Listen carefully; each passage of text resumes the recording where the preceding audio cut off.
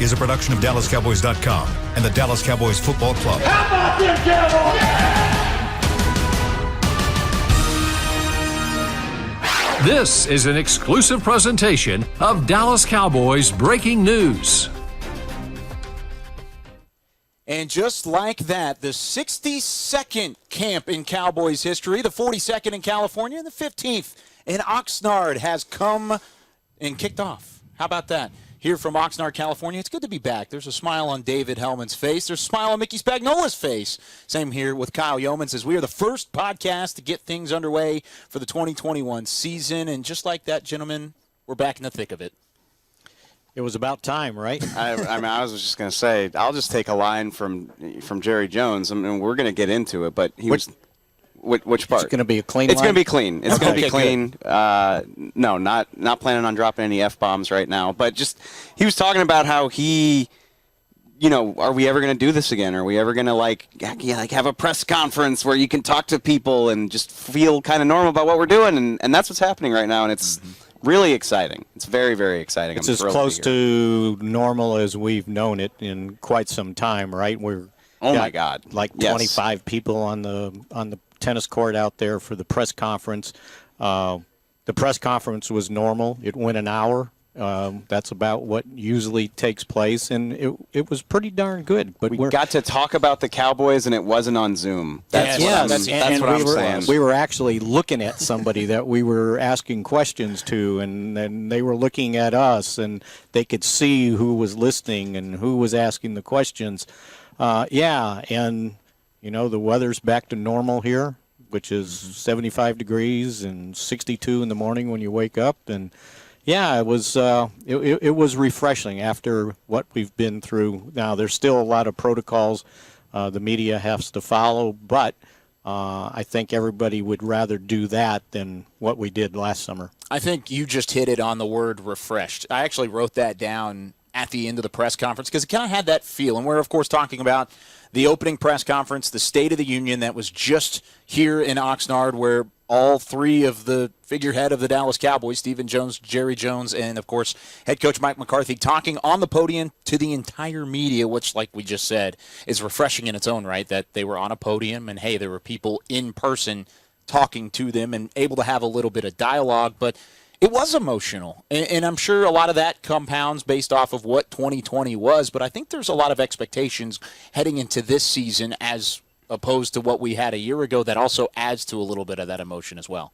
Absolutely. I mean, last year was a nightmare. It was. For a lot of reasons. Obviously the pandemic is the big headliner there, but it was the worst Cowboys season. I don't know. You've done this a lot longer than I have. I've seen 1 in 15, yeah. Yeah, but how did last year stack up among the very worst? Well, it's got to be top 3. It was as bad because of what the expectations were. Yeah, absolutely. Because in '89 there were no expectations. And it was a promising season that just got absolutely derailed, got the legs flattened. cut out from under it. Absolutely. And so not just the record speaks for itself, but you went into that season thinking that it had the chance to be special, even with everything going on with COVID. And that was part of it. And so, yeah, it's almost like hitting the reset button on your PS5. I still have a PS4, but you get my point. Yeah, that's fair. I just have PS at the end of my letters. Which you still write, which is impressive. So, and you mentioned the emotion, Jerry's emotion, and I think that exhibits how much this all means to him. I think some people think, oh, yeah, he's this great businessman and all he's worried about is making money, but he loves this, right? The training camp, the whole deal with the media. I'm going to guess, and just to let everybody know how everything's set up, they set up the media in a U shape around the practice field. Well, before we had, the full reign of the whole practice field, and when practice would finish, we would be at the end of the practice field where everybody would exit, and Jerry invariably would come over and stop.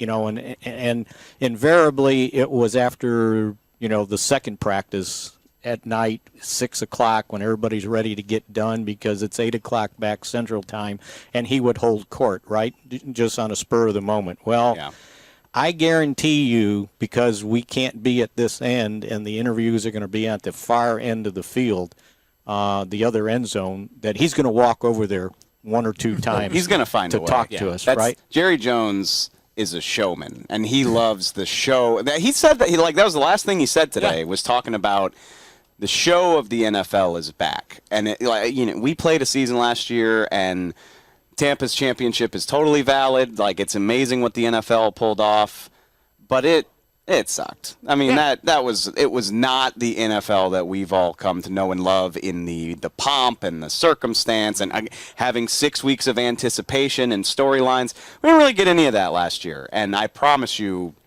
very few people are happier about that than Jerry Jones to kind of bring the fireworks back to all of this. And I think the media is happy about this as well, because I know certainly we are as a part of the team. The pageantry is back, and there's a little bit of a pep in the step, I think, of everyone here. And, of course, the Cowboys returning, Jerry Jones certainly a big-time fan of that. But how big of an advantage is this for the team itself? Jerry said it in the press conference. Only 4 or 5 teams actually went away for camp this year. A lot of them had it in their facilities at home, or at least near to home. So I don't know if that's an exact number. There may be more or less than that regarding teams leaving and going somewhere. But, Mickey, is this a bigger advantage for Mike McCarthy heading into camp this year as opposed to what we saw last year? Compared to last year. Because, what I'm going to say, I think, kind of pertains to what's going on now. Because there were other times we came to camp here and it didn't make a hill of beans of difference, right? They were bad, and, they were still bad. But here's what happens compared to last year. You have more camaraderie among the players. They're all here together. They're not. Some guys are staying at the hotel last year. Some guys are going home. It was just so disjointed. You don't get that team feeling. But when you're here, you're messing around at night with everybody, after all the meetings, and guys are just kind of bonding. And I think that helps. He didn't have that last year. He didn't have an off season last year. He didn't have a preseason last year.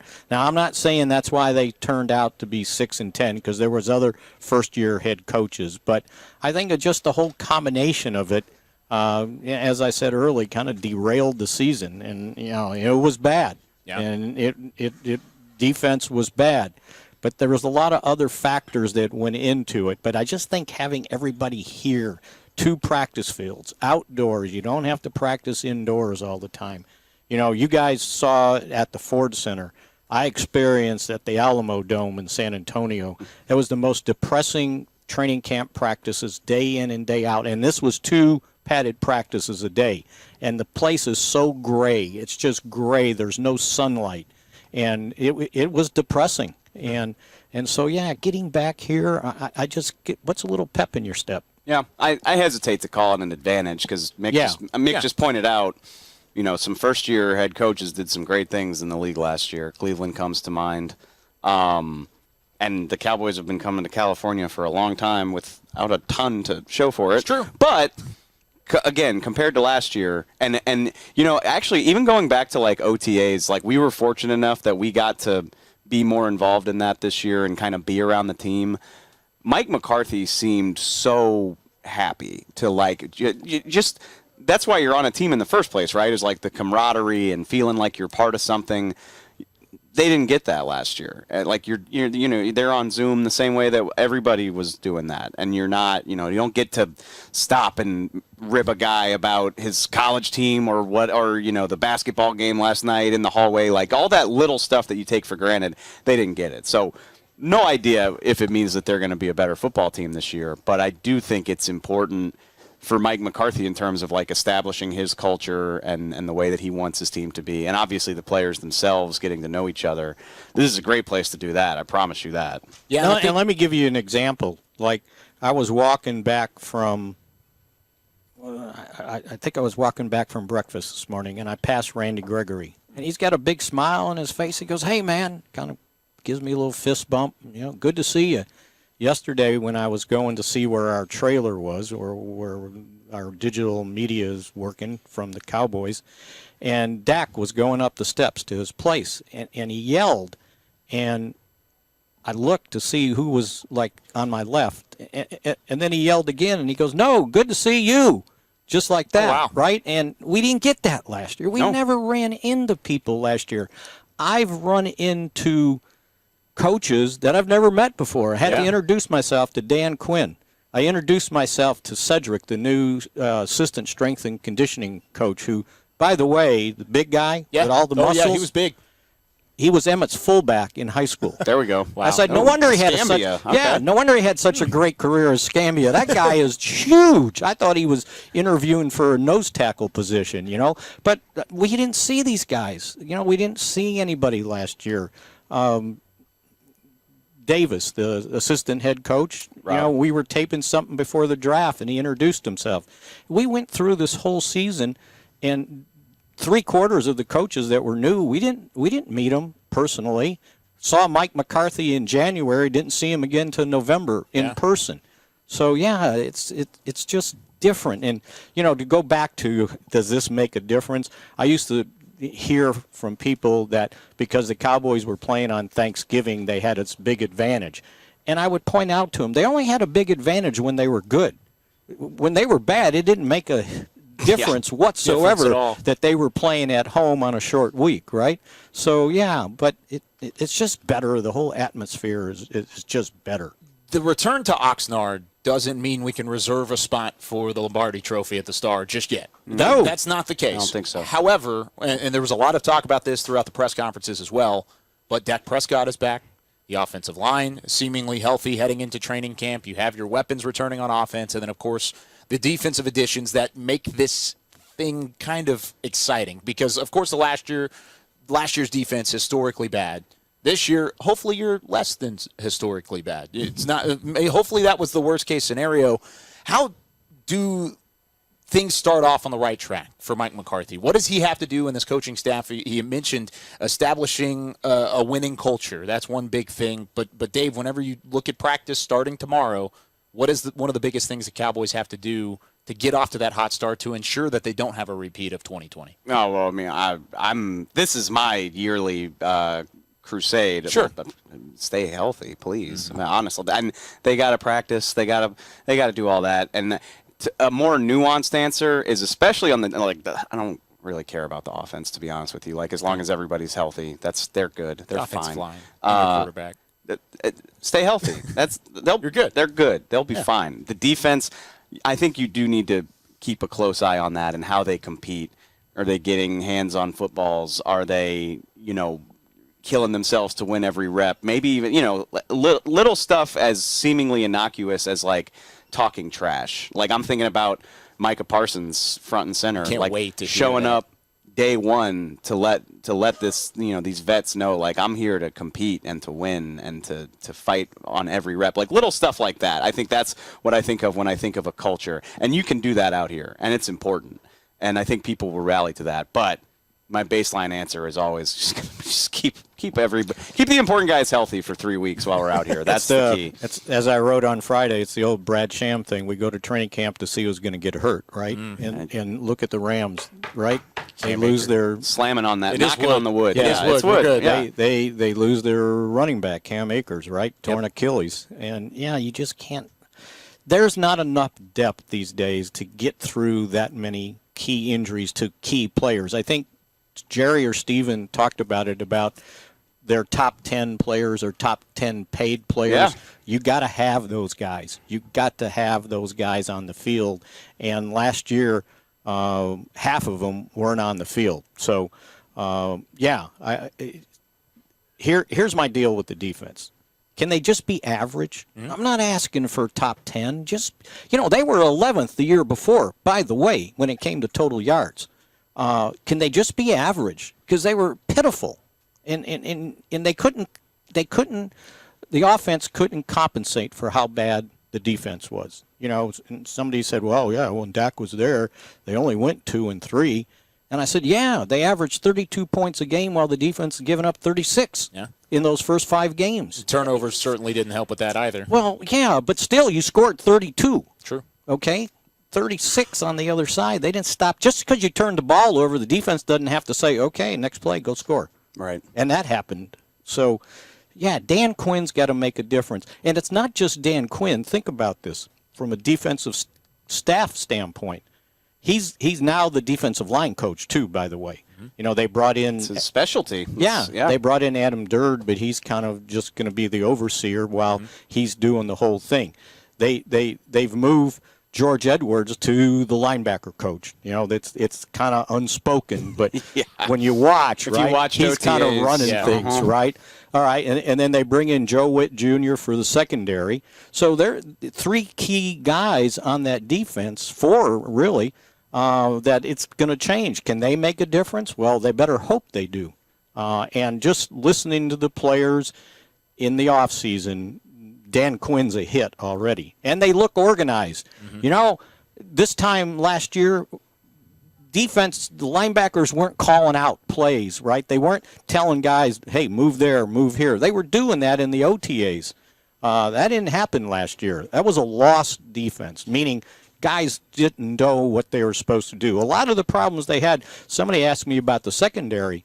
You know, can the defensive line help out a secondary that struggled? I said, well, they can't help them from missing assignments, and they missed assignments last year. It was just get beat physically, okay, but when you don't know where you're supposed to be or who you're supposed to cover, that's just awful, and that's happened too much last year. So defense, can you be average? When the question was asked to Mike McCarthy on the podium about how much improvement he's already seen from his defense and how improved he thinks they could be, that was one of the conversations he had is, well, I need the defensive line to be up to par of what we're putting out there on the offensive line. There needs to be competition. Last year, I remember we were talking about it, and every time that the offensive line was banged up, the defensive line had success. But whenever the offensive line had their top five guys out there, even though that was only for pretty much a snap or two, the defensive line had no success. And you got to have a little bit of competition. Camp is where that thing starts.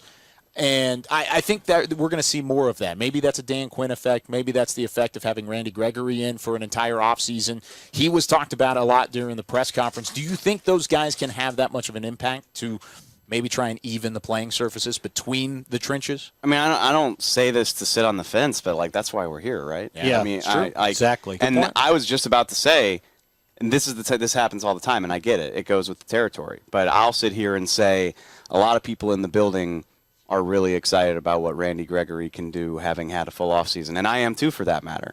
Neville Gallimore is another name that you will hear a lot. Obviously came on really strong in the second half of his rookie year. The coaches are excited about the potential that he could make a leap and become this fantastic defensive tackle. And again, I'm excited about that too. I got really excited about Malik Collins every summer also. Like I've done this before. And that's all. So that's what we're here for. I'm here to watch and see if they can, because like on paper, there's a lot of reasons to be excited. But will I be shocked if it's mid-October and I'm like, they're not a whole lot. They're not a whole lot better than they were last year. No, that shouldn't surprise anybody.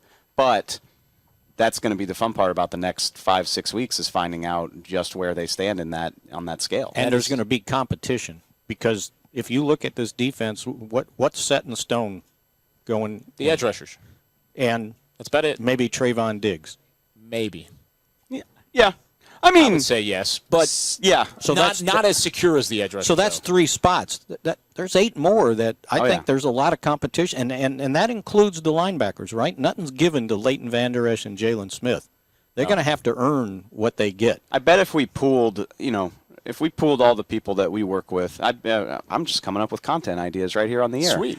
We'd probably come up with 10 different starting 11s. Maybe only slightly. Oh, yeah. Maybe only slightly, but easy. Yeah. So I mean, that's a really good point, man. And it's good for competition. That's what you want out here. Yep. And the other thing I think I pointed out last week was the fact that with these new defensive coaches, you know, when you were a kid and you were playing whatever, say it was Little League, and you got a new coach that year, well, everybody was jacked up to show the new guy what you can do, right? Because he didn't know. And these new guys come in here with no preconceived notions. So you better not have a bad day. Mm-hmm. You know, you better, Jordan Lewis, don't have 2 bad days in a row because they got another corner they'll put in the slot. So I think that's good for this whole deal. Now, the other good thing, and, what we probably went 15 minutes in the beginning of the press conference talking about the Cowboys' vaccination rate. Mm-hmm.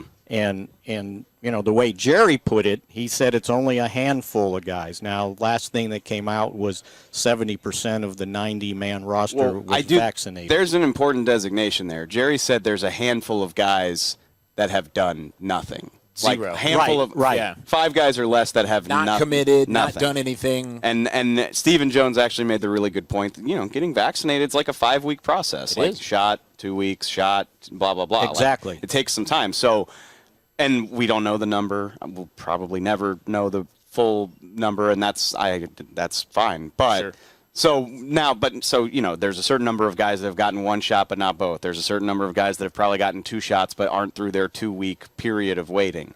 But man, for Jerry Jones to say that only 5 guys on a 90-man roster have done nothing, and he kind of intimated too that he thinks that number will go down as well. Like as we go through this, he thinks some of that handful will start to do stuff to get vaccinated. Inconvenience. That's what I'm saying. Of not being vaccinated would be enough incentive to. The minute I'd run to the CVS right now. The minute I read that memo about what unvaccinated players have to go through, I was like, that would be enough for me. Right. Even if I hadn't already done it, that would be enough for me.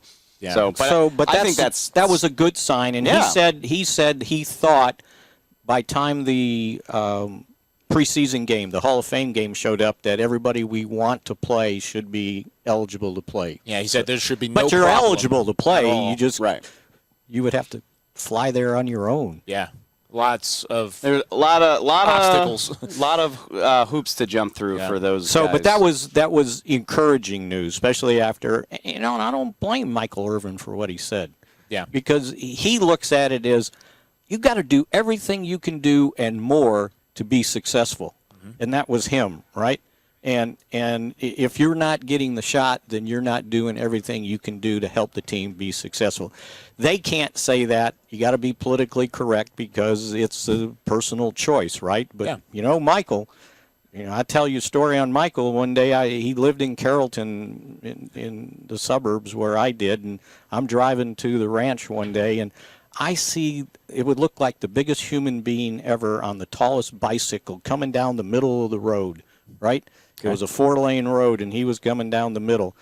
Well, he was still rehabbing from his torn ACL, and he was riding the bike and it would have been 10 miles for sure, but he was riding to the ranch to get ready. That's Michael. And that was Michael. He would do anything he could, short of holding out to the point he missed a game almost, to help this team win. Everybody's entitled to an opinion, and Michael Irvin has earned the point of his Which opinion is what being Jerry talked to. said, right? If he speaks, I listen, and Michael Irvin has certainly earned that. You mentioned how encouraging that is, at least the COVID-19 talk, but going back to the football field, Dak Prescott had some encouraging news, or at least encouraging news around Dak Prescott. He's going to be a full participant. This is something that we pretty much anticipated around the Cowboys, but before we wrap things up here, what did you think about what was said about Dak? And not a part of team drills throughout OTAs in the offseason. No surprise there, but he should be a full participant here in Oxnard. I mean, we have to cover it, but I didn't bat an eyelash because I was there through the offseason program watching him do his thing. I stopped having concerns about Dak sometime in early April, probably for you got to see him. Well, we're fortunate enough, like where we work, you see him working out on the fields and the amount of stuff that he does when nobody's around. So you feel good about that. And then he goes to OTAs. I know he's not part of team drills, but that the scramble drill that they put into the OTAs this year, he's running, sprinting to the sideline and just torquing and throwing off of his hurt foot 60 yards downfield. I'm just like, no, he's fine. I don't need to see anything else. So, I've anticipated he was going to be A-OK for a long time at this point. I'm just excited to see him go. And he's human, and I'll guarantee you when he first started going out on the field and he started doing, getting away from his rehab where you do premeditated steps, right? Now you go on the field and you're going, okay, can I count on this, and do you push off and he's over that, the mental part. And I'll give you a good example. 3 weeks ago, I played tennis for the first time since my Achilles was repaired. And there were a couple times when it was time to push off, and I was like, I don't think I want to do. I don't know if I want to do that, right? Yeah. And then the more you played, the more you get over that mental part, right? And there was one point I was running for a ball that was behind me, and I stopped and I go, I don't need to get that, and I was like, well, let's just see how good it is. And I'm sure these guys go through that, especially with torn ACLs. Absolutely. You got to recover mentally too, and I think he's past that. And he looks like, because they wouldn't have put him out, they were not going to say, yeah, he's full participant, whatever's going on if he wasn't ready. Mm-hmm. And mentally, he's ready, I'll guarantee you. Because of who I am as a person, I'm probably going to hold my breath the first time there's a little bit of trash around him. I think every Cowboys fan would hold their breath. And that's human nature, but he's not going to. Okay. He's the most confident person and I've I'll ever been guarantee you that defensive line or the defensive room, it's like, you see that red jersey, you do not get within 3 feet of him. I know, some of you old heads, like, I know it was a tradition for the Cowboys quarterback to not wear a non-contact jersey going all the way back to Landry. I'm happy Dak's going to be wearing red. Mm-hmm. I'm happy Mike McCarthy instituted that rule because I don't need any stupid reason for why he's getting smacked around during training camp practice. One of the reasons in the old days, they used to show up for training camp like a week and a half, 2 weeks ahead of everybody, the rookies, and then the guys that hadn't been there, to let them get the little fire out of them. Yeah. So they didn't ruin somebody. That year the Cowboys, and I'm going to forget the guy's name. When they drafted Emmitt Smith, they also had signed a kind of veteran type running back. And one of the first practice, some rookie, Stan Smagala, tears his ACL, takes a cheap shot on the sideline because he's trying to show everybody, hey, I can play this, right? 5th-round draft choice or something like that. And, you got to get that out of you. You can't do that. You see 4, you can't hit 4. Mm-hmm. You can hit, I don't know what the other guy's numbers are, 3, 10, 7, whatever. Hit almost whoever you want, right? As long as it's not just 4. Don't hit 4. That's a good point. It's a good point. Something that we'll be looking at throughout training camp. And, well, you guys are going to be pretty busy throughout training camp as well, as the podcasts are officially back on DallasCowboys.com. Dave, you'll be on the break tomorrow. Yep. Mix shots today? Mix shots today, okay. But column, not the podcast. Oh, not the podcast. And then joining you on Talking Cowboys on Friday, right? For the first time, me, you, and Rob. The band back together. Back together. Yeah, so Rob, it'll be Mick connection. Myself, Rob, Mickey on Talking Cowboys. There will be a group of hosts back home at the Star as well, and then David Hellman, Nick Eatman, and Derek Eagleton on the break, the normal break. And then they'll be doing the post-practice thing out on the. Yeah, we got our stuff. We're going. It's all over the place. We're going We've heard you all whining about there not being a lot of content. We're making up for lost time. We get it. It's been a slow 6 weeks, but we're back and we're ready to go. It's officially go time. The green flag is dropped. We're in it, it's baby. time to get after it. Special thanks to all of you at home, though, for being patient and excited as much as we are for Cowboys training camp, because there is plenty more coverage coming up over the next 3 weeks and then into the 2021 season. But for now, for Chris Beam in the back, for David Hellman, Mickey Spagnola, I'm Kyle Yeoman saying so long from Oxnard, California. We'll see you next time on Talking. DallasCowboys.com. There you go. This has been a production of DallasCowboys.com and the Dallas Cowboys Football Club. How about this, Cowboys? Yeah!